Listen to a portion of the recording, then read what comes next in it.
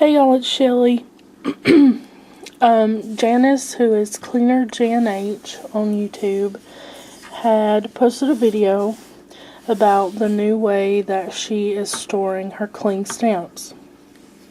I commented on her video and thought it was a real neat idea. She's got these flat, stupendous,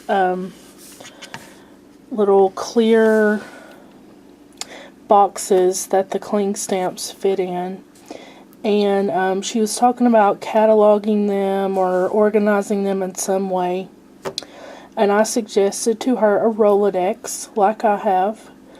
One thing with my stamps though that is changing is I'm doing a Pinterest board of the stamps I own instead of having them on my Rolodex. The reason I'm doing that is because I have bought some duplicates, and I'm always happy to share, with my friends. I feel like I'm a very generous with my crafty supplies, but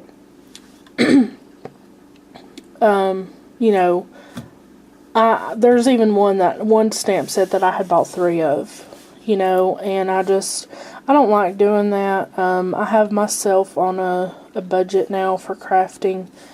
And so I thought it would be better use of my organization if I could have it with me at all times. And having a smartphone, you can have Pinterest with you all the time.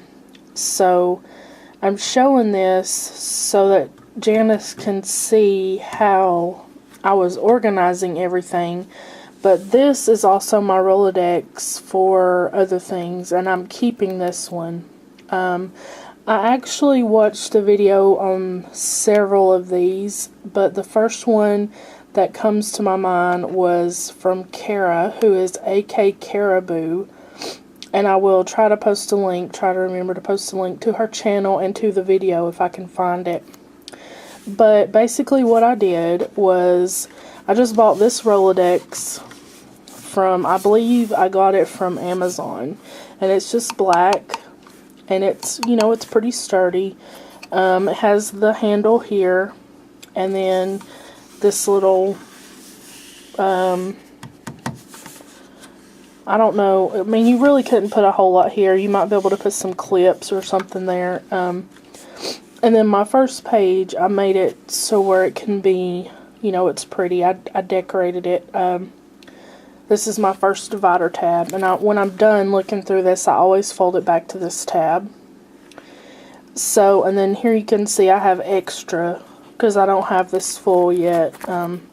This is extra sleeves, excuse me, that came with the Rolodex, and, you can actually make your own little cards. I have a Quick Cuts die for it, and then I have a paper tray ink stamp set. And you can just stamp right on whatever you cut out, and slip into the rings here. But my first tab is for Cricut cartridges, and it's just labeled carts. I don't know if you can see that.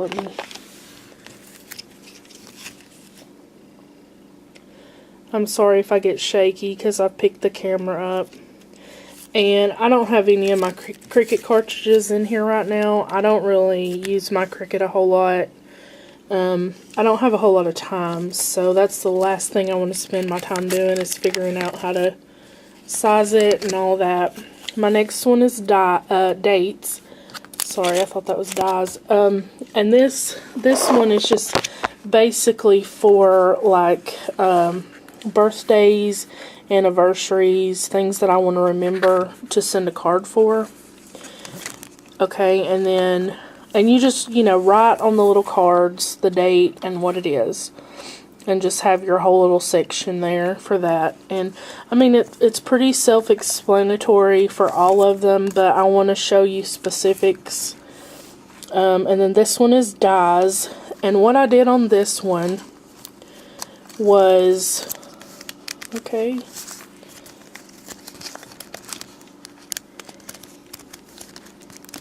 What I did for mine anyway, and some people may not like it this way, but I like it this way for me, is I printed out the Googled it and printed out a black and white image so that I'm not, using up a lot of my color ink, because I print out a lot of my own photos and stuff, so I don't want to use up all my colored ink. And this is just on regular copy paper, and I slipped it in one of the little sleeves. So I did that for all of my dies, and some of them I thought I wrote the names. These are all spellbinders. But you can even, print these all out on one page. Just copy and paste them into the document and then, print it out. So I did that for all of my dies. And those will be staying that way. I have one for embossing folders, but I don't have them in my Rolodex yet. What I did was I just embossed a little section of paper, like a scrap, and I'm working on putting them on the cards now. Then I have one for my embossing powders, and I don't have them in here yet either. Then I have my inks, and I attempted to do my alcohol inks, but I wasn't thinking, and I done them on regular paper, so that didn't work too well. But, let me see one of my other ink pages that you can see. I did my distress inks, and I did this on top and bottom. I just used a button stamp and then wrote the colors. So I did that for all my distress inks, all my Donna Salazar inks that I have that I loved, my mixed media inks. I also included my re-inkers, and I just dabbed them on the page. Then I did my distress stains. And that I just wrote the picket fence. It's white. So I did all my distress stains. And let's see what else. My smooch inks. This is very hard to do. My Sukaniko inks and re-inkers. And what I have is the re-inker. Just the one. So I did that with all my inks. Then I actually did its own section for liquid pearls. I don't know why. That's kind of a section you really wouldn't need. I only have 2. So I'm not sure why I even did that. A miscellaneous section for just something that I haven't thought of a section for. My pigment powders, so that's going to be like the Perfect Pearls, Luminart powders. I use the same stamp and just used the Perfect Medium and stamped, and then I made a mess of the Luminart ones. So those are on the pigment powders. Then my next section is the punches. So I don't really have a punch that is too big to fit on here. So I just put them all on here and wrote what they were. And like that one, I did cut it off, but it's not in a hurt. It's the same thing for the whole. And then this is like a 4-in-1 punch and emboss. I have 2 tonics, so I just wrote what they were. And here's all my edge punches.